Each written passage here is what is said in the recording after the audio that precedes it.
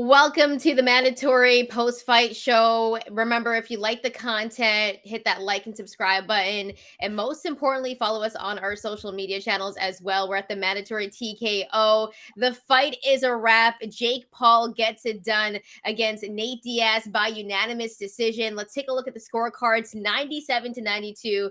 That's how one judge scored it. And the other two judges scored it 98-91. So of course, I thought those scorecards were a little bit too wide, Bryan. I had it scored 6-4 in favor of Jake. But I thought Nate Diaz definitely did some work, and it's crazy. Like, what were your thoughts on this fight? This stream is not going to be a long one because it's 1:17 a.m. on the East Coast right now. So if you were New York or anywhere on the East Coast watching this fight, man, we were here for a while. Look, shout out to Logan Paul, who I fell asleep watching him during SummerSlam because I was tired. But he was fighting Ricochet the first night, the first fight of the night, first match of the night, and hopped on a plane and flew from Detroit to Dallas to watch this fight. He was in attendance for that. This was just, I mean, this was entertaining. I'll tell you that. And that's the thing about this Jake Paul shit. Like, he's a boxer, he's not a boxer, whatever. I know he's controversial, whatever, but he's entertaining. He's an entertaining dude. His fights are entertaining. His fights seem to be very close. I thought this was not scored well, but like I'm not gonna like seriously break down this fight from a super technical standpoint. It is what it is here. And I do think that Jake Paul, he's clearly got some skill. His conditioning isn't amazing. But he's come a long way, and he seems to get better each fight up until this one. I felt like between this Tommy Fury and I didn't see much improvement, but Nate Diaz was Stockton slapping his way back into the fight. This is ridiculous. And it was just fun to watch. Like, I can't really complain much. I thought Jake Paul won it. I thought it was a little closer than this. I think I had it. I don't remember if it was 96, 93, or 95, 94. It got really close there because Nate Diaz started to win some of those late rounds. But again, I'm not going to break this down as if it were, Terrence Crawford versus Errol Spence Jr. last week. Yeah, of course. And by the way, keep the comments coming. We will get to your comments in about 20 minutes or so. We are going to get to your comments. And maybe a little sooner, not going to lie, because 20 minutes we might be out of here. Well, I'm not going to lie to you. We're also doing Amanda Serrano as well and Heather Hardy. So that will have a real breakdown because Jesus also, we'll go to his comment right quick. He said, how can you do a live on fixed fights? Jake, whatever. Well, we're gonna do Amanda Serrano and Heather Hardy, and that was actually our main event, right? That we were excited about. But of course, they are the headliner, so we got to break it down a little bit. I'm not gonna get into the fight too much, but I did give 4 rounds to Nate Diaz. I gave him the 4th, I gave him the 6th, I gave him the 7th, I gave him the 8th. So I did give him 4 rounds. Yeah, and so I think you could have even argued to give him the 9th, but I thought Jake did enough. Yeah, I thought Jake did enough in the last 2 rounds. I gave him the last 2 rounds, but nonetheless, I think that it was entertaining. There were some parts of the fight like early on where I'm like, I don't even care for this fight. But Nate Diaz, entertaining as always. Jake Paul was entertaining. And that's the thing that kind of poses the question, because we're not going to spend too much time on this, you guys. It's late there on the East Coast, as Bryan said. Yeah. But I think Jake Paul has gotten better in every fight. Before we would only talk about him having this right hand, but he was really showing off that left today. That left hook was landing and it looked really good. He does have power. Does this fight, though, Bryan, to pose the question, make him more of like, I hate to say it, but like a real boxer? Do you think this is the fight where people are like, okay, we got to take him serious? Is he good enough for you to call him a club fighter? Is he at that level? I'm asking you. Like that's kind of my. I did the thing that you hate, which is answer a question with a question. Just realized that. Look, I think with Jake Paul, it's a couple different things. One, I want to talk about what you said after the fight, also, which was very interesting. But yeah, I feel like he's getting a little better, but I don't think he's going to beat like a cruiserweight contender or even a cruiserweight like prospect or whatever. I think he is where he is. Mm-hmm. He's going to beat some of these MMA dudes. Who are not boxers and very, just an entirely very different discipline. And as long as he keeps doing these fights, people are going to watch, especially if he has Amanda Serrano as the co-feature. And you have H2O, who's on the undercard, who looks like he could be a legitimate prospect, knocking out William Silva, which a murderer from Puerto Rico who's now in jail failed to do when he was coming up as a lightweight contender in boxing. We're going to leave that there. And I think with the same guy. No, I know. Let's hurry this up, though. You know, it's late. Yeah, it's late. Yeah. Okay, fine. But I just think that with Jake Paul, like, listen, he's gonna fight, or he wants to fight Nate Diaz in MMA now. PFL, $10 million. Sign me up to watch that. Yeah, I want to see how that. I want to see how that goes. I want to see some of the boxers in MMA because people are coming into this world, and it's like I want to see how Jake Paul does over there. And I don't imagine it's going to be extremely well, even though he does have heavy hands. But good luck in 5-minute rounds in the octagon. Yeah, with Nate Diaz's conditioning. So there's that. Yeah, and the conditioning kind of came into play as well. You saw Nate Diaz be better in the later rounds, but nonetheless, I thought it was entertaining. It was kind of what I expected. I didn't expect much from this fight, and it kind of poses the question to see what's next for a guy like Jake Paul. You mentioned in the post-fight interview, he did say he would be interested in fighting Tommy Fury again. Yeah. That's a fight that I would be interested in seeing again. But other than that, like, what boxer would he face? Right? Like, I want him to fight. I want him to fight KSI to get those two dudes to fight each other. Yeah, which would do well. Tommy Fury in October. I can't believe I'm talking about this shit. KSI is fighting Tommy Fury in October, and I'm like, yeah, Jake Paul should just fight KSI or Tommy Fury after, or both, whatever. Yeah, I mean, I think that's what we might possibly see. I think Tommy Fury is more possible. Yeah. That one got a lot of hype, and they made a lot of paper. That's the one thing. Nate Diaz made bread in this fight. So good for him. If you have any more comments on Jake Paul and Nate Diaz, drop them because we are going to move forward now. Bryan, any final thoughts before we move over to the fight that we were really hype about, Serrano and Hardy?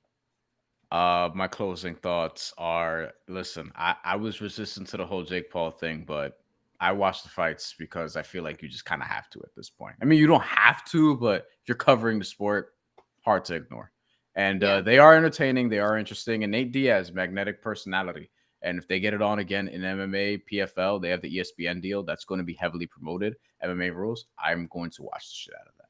Yeah. And by the way, we are going to get to your comments in about 15 minutes or so. So make sure to drop them if you have any questions or any thoughts about the fight. And we got some good comments already from some of our regulars. Shout out to Jesus, IMPK13, El Pinche. We appreciate you guys, of course, always bringing the heat. All right, let's move over to the fight that we were hype about. The rematch with Amanda Serrano and Heather Hardy too. This is what we expected. We thought that Amanda Serrano would obviously win this fight, but Heather Hardy, all heart. At friend the of the end, show. Yeah. Also. By the way, if you haven't checked out that interview, you can go back and check it out because it's a great interview. Heather gave us some time there, and I thought the embrace at the end was like one of the best parts of tonight. And I hate to be like one of those people like, oh, that really touched my heart, but it really did. Like, I was really messing with that part just because they went through so much, and Heather talked about it on our show when she came on. And, these women weren't making money. And that's another thing. Like, let's give a nod a little bit to Jake Paul, because the platform that he built, like, we obviously were always fans of Amanda Serrano, but now people that don't even really watch boxing, I know a lot of my friends like know Amanda Serrano that didn't know her before. And a lot of that has to do with the platform that Jake Paul built. So, I'm not going to lie and sit here and say that I was a fan. I never was, but I love what he did for the sport. And, I got to give him props for that. I can't be mad at someone trying to get a bag, but your thoughts on Serrano and Hardy too? I mean, he's got a real promotional company that you have to recognize, with Amanda Serrano being at the forefront of it, who, as I just posted a video on our YouTube Shorts feed, could be argued as the best pound for pound women's boxer of all time. If you really look in totality at her accomplishments and winning more titles than anyone in terms of different weight classes and things of that nature, and just, the list of people she's fought and beat, I would argue that she beat Katie Taylor. We could have the discussion another time. 6-4, that's how I scored it. But yeah. But as far as the Heather Hardy piece of it, like, she beat Heather Hardy handily. Heather Hardy, as expected, was not going to lie down. I thought it was ridiculous that the sports books had her minus 130 to be knocked out by Amanda Serrano. I was like, that's not going to happen. We got close a couple times, but that was not going to happen. Heather Hardy's too tough, and Amanda Serrano just hasn't been finishing at the same rate. The thing is, though, and I pointed this out to you as we were watching the fight, Amanda Serrano's last 6 or 7 opponents, none of them have been stopped before. And she did stop Miriam Gutierrez, but she hasn't stopped anyone since early 2021. But no one else has either in those regarding those opponents. The last person that she fought that had been previously stopped was Diana Santana, and she stopped her again because they fought again before that. So I think Serrano is still a big puncher, but she's just fighting tougher competition. She is also getting a little bit older. And, featherweight division, Heather Hardy is not a small featherweight, right? Like, she could take a punch. She's tough. She's never been stopped before. And I don't think that, as the competition continues to get better that she's seeing, I don't think she's going to be stopping a whole lot of people. And that's okay as long as you get the wins. We'll talk later or in a couple minutes really about what a potential matchup with her and Alicia Baumgardner could look like. But I thought this fight was pretty much what I expected. Yeah, for me, it went exactly how I expected. I didn't think Serrano would get the knockout, only because Heather is so tough. And when we talked to her during the fight, like, her confidence was through the roof. So right then and there, I was like, there's no way Heather's going to get knocked out in this fight, especially if that was her last fight. She's not going to go out like that, just because that's how tough she is. Like, she's built different. She's cut from that cloth. But Amanda Serrano, like, right away, she was landing the clean shots. The speed was way too much, yo. The speed difference, the way that Amanda walks you down, she is so skilled. It was just a great effort by Heather Hardy. Like, she was countering, but you can't really do much against Amanda Serrano when you're that skilled and that elite. Amanda is obviously, like Bryan said, you could argue pound for pound right now, number one on that woman's list, or even just in boxing in general. Like, let's keep it real. I hate keeping Amanda just on the women's list. And I talked about this when we made our pound for pound list. I think some women should have been on that list, but of course UFC does that. Boxing, not so much. But Amanda, to me, is like, it's bigger than just women's boxing. Like, she is a face of boxing, and she should get credit for it. So tonight was a great display of how amazing and elite she is in this sport. And I mean, she did work against Heather. I gave Heather 2 rounds in that bout, and I mean, the performance that Amanda put on, it's hard to pick someone to beat her. And so let's just get right into that conversation. I'm going to pull up IMPK13's comment because, we're going to get into this because Alicia Baumgardner was on that broadcast and, was talking that talk.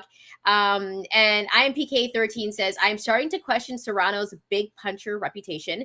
At least she didn't gas late in this fight. I would not favor her against Baumgardner. You know what, IMPK13? I would still take Serrano in that fight. I would have her win by decision. Like, that's my early pick for that fight, just because I think Amanda has the speed. She has the high IQ. And sometimes Alicia Baumgardner can be a little bit flat-footed. Like, Amanda Serrano moves around the ring a little bit better, cuts off the ring really well. So that's why I'd give her the edge. But of course, Baumgardner has a chance. She is the younger fighter. She does have pop as well. We've seen her have a ridiculous knockout as well with that. Who was it that she knocked out with that? Like, the girl was standing up. I keep forgetting her name. Terry Harper. Yeah, Terry Harper. If we're being honest, it's really the only knockout she's had of note. Like, if you go through her resume, and she has this big puncher reputation, but now at this point she's had 16 career fights, 7 stoppages, and she just knocked out Terry Harper, which she kind of just called her, and that was the end of it. And that's really it. Don't get me wrong, like, she has power, but I think she was, and she should be confident. She was talking in the fight because she was commentating on it as if she was going to box circles around Amanda Serrano, being like, oh, she doesn't move her head, she doesn't do this defensively, this, that, and the third. And it's like, we've seen Alicia Baumgardner in trouble, and she was tweeting during the fight, Amanda needs to put her away. And defensively, Alicia Baumgardner hasn't gotten a stoppage in a while, and she also like hardly beat Michaela Mayer, who I would say is good, obviously, but I think Alicia Baumgardner should have won that fight by more, even though she was going in as an underdog, which I didn't understand. I thought she was going to win that fight, but it was a split decision, and there were times where you could question her conditioning in that fight. So I think when the odds come out, if that fight gets made, I think Amanda Serrano, based on body of work, reputation, and honestly how dominant she's still been throughout her career, is going to be the favorite. Might even be like a 2-1 favorite. Like, I think she's going to be a favorite in that fight. I would guess minus 225 or something along those lines. And I don't think there's going to be a knockout in that fight. I would favor Serrano to win by points, because it's one thing to say, hey, you're gonna box and do all these different things and give Serrano different looks, but the way Serrano cuts off the ring and pressures you, like none of that shit's gonna matter. And at the end of the day, these are 10 2-minute rounds. Like, good luck trying to keep her off you for that amount of time. And in that fight, it's like Baumgartner really has to let her hands go in that fight. If you're going to be fighting Amanda Serrano, whose work rate is crazy, like Alicia can't be that conservative in that fight. Like we saw her be a little bit conservative in that Michaela Mayer fight at times, but she can't do that against Amanda Serrano because, you know, Serrano's going to be coming for you. Any final thoughts, Bryan, before we get to the comments, of course, on Amanda Serrano and Heather Hardy? What do you think is next for Serrano other than Alicia Baumgartner? Like, do you want to see that Katie Taylor rematch? Yeah, but Katie Taylor's fighting Shantelle Cameron later this year, so it doesn't look like. I mean, I actually don't expect Amanda Serrano or Alicia Baumgartner to fight again this year because they've already fought twice this year. So I think if they make that fight, that's something that gets announced sometime in the fall, as early 2024 or something along those lines. If we get it before the end of the year, that'd be great. Yeah, you know, I'll sign up for that because I think that's gonna be Serrano in terms of betting lines. That's the closest fight she's gonna have since the Katie Taylor one. And Katie Taylor's going to try Shantelle Cameron again. Supposedly that's going to be in Ireland again. That was a good fight, though. I like that fight. I remember I was on the road watching that. Yeah. Fight. And I think in terms of biggest fights you could make right now, Serrano versus Baumgartner, massive. Men or women, doesn't matter. That's going to be on that list of biggest fights of the year whenever that does happen. Like that's a monster fight, regardless of weight, though I imagine Serrano will probably move up to super featherweight to try to get Alicia's undisputed championship, and she'd be the A side and all that. Yeah, I think that's the fight to make right now in boxing for Amanda Serrano because we know what's going on with Katie Taylor and Shantelle Cameron. They are running it back, but that is a fight that I think a lot of people are probably going to have like Serrano as like a small favorite, but she's not going to be a massive favorite against Alicia. No. So I think that is probably one of the most interesting things coming out of this fight. Remember, we do want you to drop your comments. If you haven't already hit that subscribe button, make sure that you do. We're at TheMandatory TKO. And of course, if you like the video, hit that like and subscribe button because it helps the channel grow. All right, let's get to some of these comments here as well. I got to go to my boy, El Pinche, because he's always bringing heat as well. He said, this was a clown show. So I'm guessing not a fan of Jake Paul. I know a lot of people don't rock with him, but I do appreciate him, like his businessman qualities. You know what I mean? Because like, I think what he has done, he's brought a lot more eyes to this sport that wouldn't naturally be watching fights like this. You know what I mean?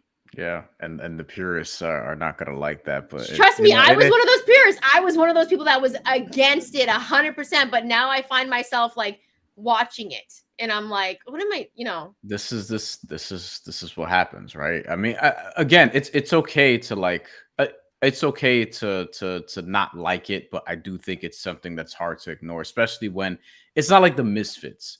I feel like the Misfits are easier to ignore because they're straight up just not boxers or whatever.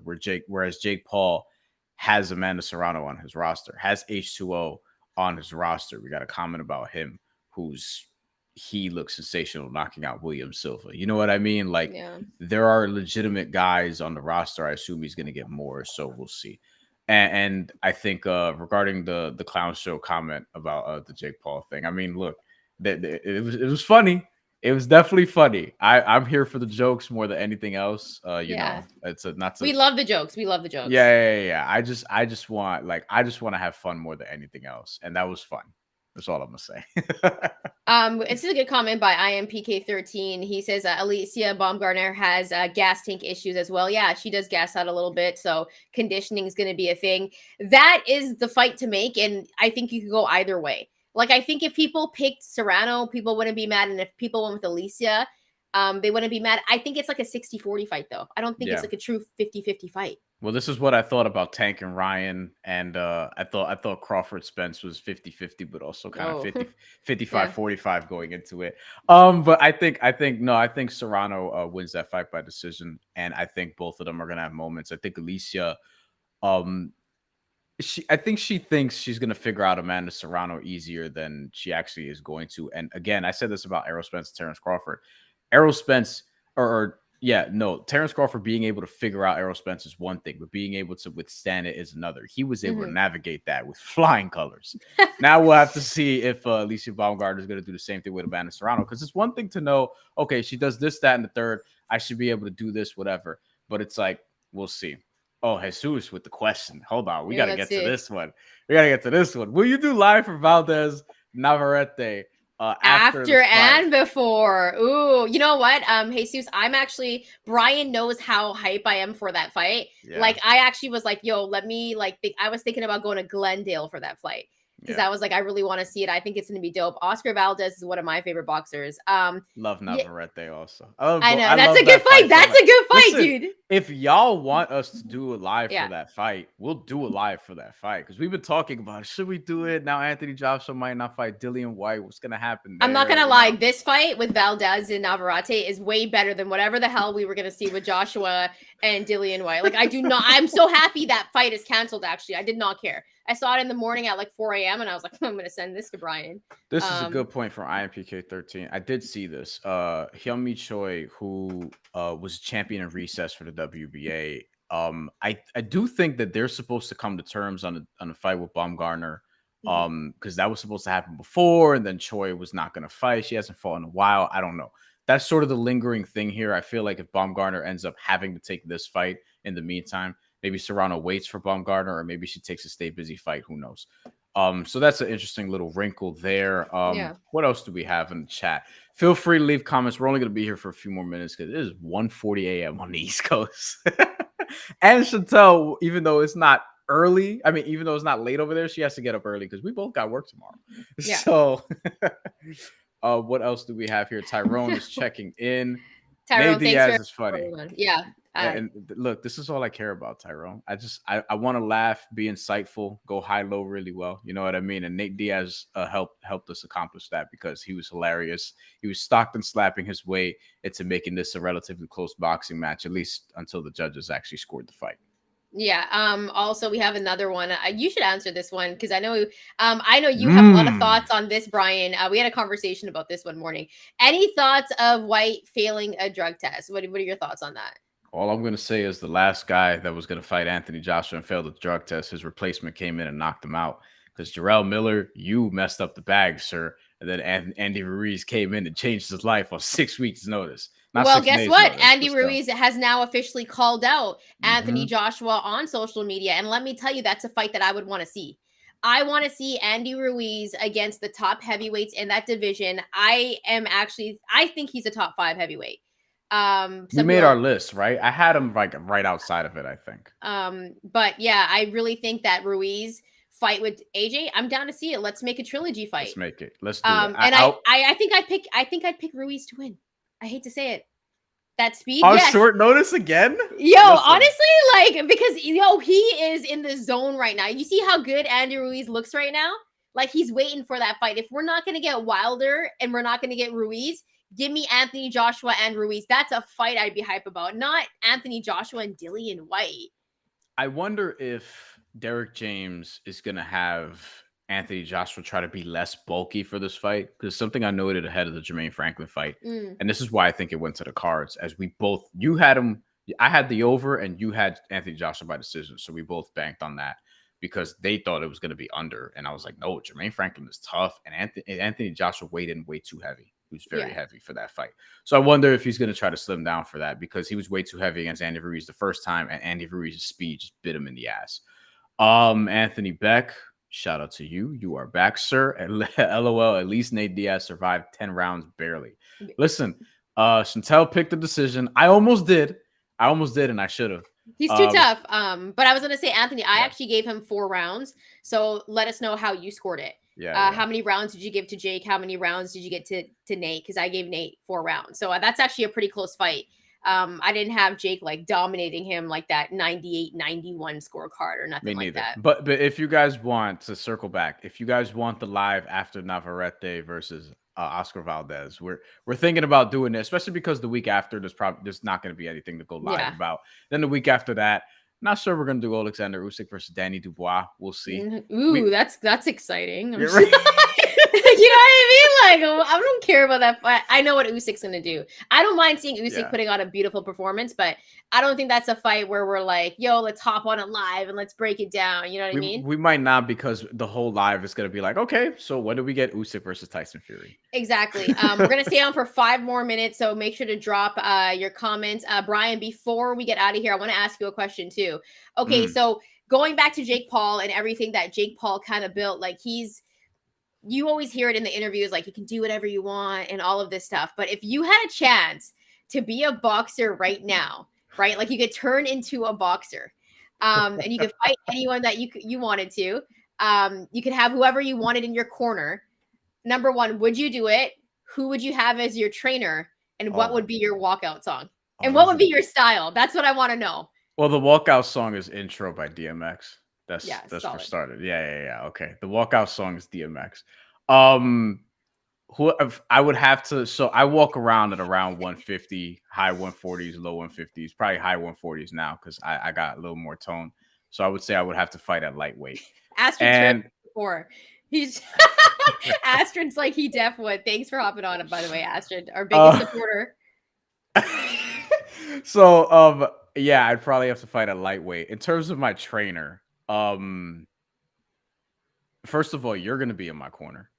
Yeah, I was giving good advice during Heather Hardy's fight. You know what I mean? Yeah. To myself, of course. I'll need someone else as the head trainer. I don't know. You'll definitely have to be in the corner. Asher will be there also, but I feel like she'd be in the crowd. You'd be actually like in the ring. Let me see. And in terms of who I'd fight, I don't like that part of the question. Okay, just skip that question. That's not a good question. You know what else was I supposed to answer? What would be your style? I mean, even now, like when I go train and stuff, like I try to be more technical. I put an emphasis on defense, so there's some level of counter punching there, but like I don't have the longest arms. Not to say I don't have T-Rex arms, but I don't have super long arms, so I'm not going to be able to hit you from range or whatever. It's just being able to get in and out quickly. So just fundamentally sound all the way around. Not excellent at anything in particular. Hold on. Not excellent at one thing. I also don't think I'd be a big knockout puncher. I think I'd be outboxing people by decision. Okay. And but I know that I would have to talk a lot of smack in order to get the viewers or whatever. And I'm wearing a Puerto Rican flag every single fight. Of course you are. Every single fight on the truck, you know what I mean? But bring that body punching as well. Yeah. Who's gonna be your trainer? Who would you have as your trainer? Like if you could pick anybody. You can pick anybody. It doesn't have to be a big name. Oh man! Shout out to Cool Ken, by the way.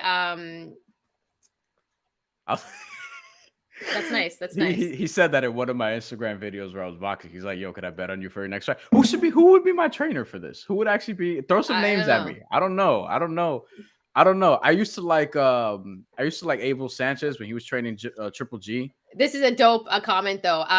Anthony Beck. I would have Floyd Mayweather's team train me. Shantelle in my corner. Thank you. And my walkout song would be 95 Stuff by J. Cole. That's hard. I like that. That's dope. I love that. Other people should answer this too. Please, y'all should answer this question. You guys should answer it. It's a good question, right? I'm not an IMPK. I'm not fighting Garcia for the influential title. I don't care if it's Ryan, Danny, Mikey. I don't want none of the Garcias, bro. Robert. None of them. Nada. Yeah. No, it's a good question. I just thought, I'd ask you, see what you thought. Oh, I like this one. Jesus, Calvin Ford train you. Calvin Ford. That'd be interesting. I respect the hell out of Calvin Ford. Like a ton. That would be great.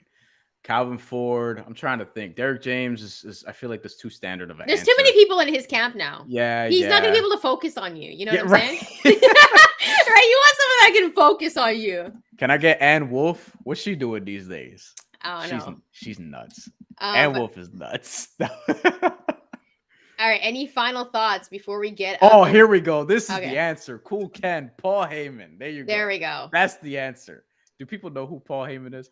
Paul Heyman is the answer. The greatest wrestling manager of all time. That's the guy. I don't need Shantelle. You give me the strategy. Paul Heyman just going to be there to motivate me, tell me how amazing I am, tell me how much my opponent sucks, and promo my way to a WBC championship. That's hilarious. No, that's what I'm saying. It's a good question, man. It's a good fantasy question. So if anyone's watching, let us know your thoughts. How would you who would you want your trainer to be? What your style would be, and what would be your walkout song? Great question. Absolutely great question. I was thinking about What was your answers to these? Oh, okay. So wait, IMPK, Hate Me Now. You're talking about the Nas song, right? Yeah. Sure. Teddy Atlas. Ooh, I like this. Style Slick Boxer. All right, I'm with that. Teddy Atlas is a good. By the way, Jesus, Shantelle, how tall are you? Not very tall, Jesus. You need to know, Jesus. Okay. I do want to say, okay, so I would probably. My style would obviously be like Mexican style boxing because Bryan knows that is my style. Like come forward, not aggressive. Much defense. Yeah, not much defense at all. Shantell's there to be hit. And even when I sparred, that was my style, right? Like come forward fighter. That's my favorite style, Mexican style. Not very smart, but entertaining. And you gotta have pop, right? And you gotta have pop. My song would be DMX Get At Me Dog. Okay, so we both have DMX songs. You have to, or I would go with like Little Kim Queen Bitch because that's a hard song too. All right. Yeah, that's a good song. Okay. You would, that's hard. That song is hard. That was a left turn that I wasn't expecting, but okay. I know, I'm just saying. And then my trainer would be, I would keep it local a little bit. And I would be like, I would go with Tony Pep, who of course fought Floyd Money Mayweather back in the day. He's a local guy from Vancouver. So Tony Pep is like, he's a legend out here in Vancouver. So I'd go with him. Yeah, I wouldn't take like this crazy trainer. I'd keep it local, you know? Yeah, I might go Teddy Atlas also, being a New York guy. I feel like that would make a lot of sense. Now that I think about it more. This is kind of an interesting one. Mateo, an OG, of course, a friend of the show. Absolutely. In my time of dying by Led Zeppelin would be my walkout. You got to get you hype, right? You got. I have a couple weirdo songs I would take. Like I would take what's this Metallica song that I love? If you don't know it, it's just yelling on a mic. Like Metallica yelling is different. Like Metallica, For Whom the Bell Tolls is a good Metallica song I could use. Enter Sandman's Too Easy. Whatever I May Roam. That's the song I was thinking Jesus on Fire. Yes, I would. Yes. Fernando Vargas. The Vargas family. Yes. Come on. Like that's an easy. Onyx song for me. I didn't know Astrid was built like this. I like it. Astrid knows all the words to throw your guns in the air. And if you came out to slam though, Bryan can be in the back with his handles during your walkout. I don't like slam like that. I like throw your guns more. You guys never played it for basketball, like before the game? Our DJ, that's another story for another day. We can't do this. Okay, yeah, exactly. We had a white Maspeth DJ who, we would work out to like bullshit until I would kick him off and be like, listen, we gotta clean this up here. I need some hip hop. Can't be working out to house music before losing by 15 points. Okay. I feel that. All right. Final thoughts before we get up and out of here, Bryan, on Jake Paul beating Nate Diaz and Amanda Serrano once again solidifying herself as not only one of the best women boxers in the world, but just one of the best boxers in the world right now. In closing, Jake Paul versus Nate Diaz MMA rules, I will be there. Absolutely. 1000%. And I hope that they put that in New York because I will go if that's the case. And regarding Amanda Serrano, I think she has a case for pound best of all time. Mm-hmm. Any woman who's ever taken the ring. I don't want to say like of only women, whatever the case may be, because pound for pound, you could have that conversation, whatever, but you get what I'm saying too. And the fight with her to make is Alicia Baumgartner versus Amanda Serrano. That's the one we need. Hopefully it's late this year, early 2024, I would say. And thank y'all for watching. And live, Navarrete versus Valdez, we may do it. We may do it. So if y'all are gonna be here, we're planning on doing that. That fight's gonna be on ESPN too, so easy watch. And we can hop for right you. On. It won't. I'll be looking for that. But I will say before we get up out of here, we got to go to some of our OGs. Tyrone the Great, a friend of the show. He would go with Terrence Crawford's camp. So of course Bomac as well. Boxer Puncher, Allure by Jay-Z. I'm feeling that. That is all three. I like that. Also, Tyrone also mentioned Amanda is not beating the bomb. That's actually a very good comment because I think both Bryan and I would lean towards giving the edge to Amanda. And with my final thoughts before we get up and out of here, Wasn't a big fan of Jake Paul early on, and I said I wouldn't watch any of his fights. I've watched pretty much all of them. Even though I said I wouldn't. And as much as I'm not a fan of like his antics and stuff, I do like what he's done for like women's boxing. I like how he's getting boxers paid. And I do like the fact that his promotional company is also featuring other fighters that are coming up. Like he has, a deal with DAZN as well, where they're featuring other boxers. So in that sense, like I kind of rock with Jake Paul because he gets boxers the bag and he gets the bag. Like I can't be mad at that. I can't hate on someone getting paper. And Nate Diaz won 4 rounds though, so that wasn't an easy fight for him. As for Amanda Serrano, I believe she is a face of boxing, if not one of the faces. Like there's no doubt about it. It's bigger than just women's boxing. It's boxing. When you think about Amanda Serrano, it's not having women's boxing, it's boxing. Like you got to put her up there with like Bud Crawford, Alexander Usyk. She's in a more way, of a face than Alexander Usyk, at least here. No, I'm talking about like the top 3, which would be Bud, in a way, Alexander Usyk, and like you have to throw Amanda Serrano in there. She's one of the most popular boxers right now, and Jake Paul is part to thank for that. Unfortunately, like over the last couple of years, like that has helped. But she, in terms of just pure popularity and recognizable boxers, she is up there. And you're not naming like too many people until you get to the name of Amanda Serrano, and that's just where we are right now. You're not naming too many until you get to Alicia Baumgartner either, which is why I think this is a fight that needs to happen. For sure. All right. Well, once again, we want to say thank you so much for rocking out with us. If you want the Valdez-Navarrete post-fight show, drop some comments below. Most importantly, though, thank you for everyone that came out tonight. We continue to appreciate your support, and we'll be back with some more boxing content. If you haven't already checked out, go check out the Heather Hardy interview. And Richard Torres is also, I believe, fighting on that Navarrete-Valdez card. He's fighting soon. Yeah. Yeah. So is it on that card or is it later on? No, I think you're right. So we have an interview with him as well. So if you haven't checked that out, go peep that. And make sure to subscribe to the show, hit that like and subscribe button, and follow us at TheMandatory TKO.